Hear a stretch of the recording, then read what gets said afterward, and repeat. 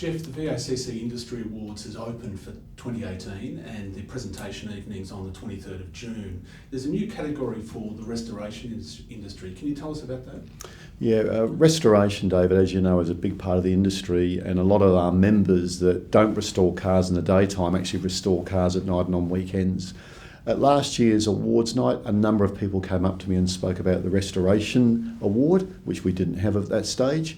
And we've developed these new awards for next year's awards night: body restoration, engine restoration, and combined restoration. And members can actually apply for 2 of those awards. So if you've restored a vehicle and the engine, you personally, this is about trade and craft skills, then you can make an application for that award. You can put in a motorcycle and a car or a commercial vehicle. So there's 3 awards and anybody can apply for 2 of them.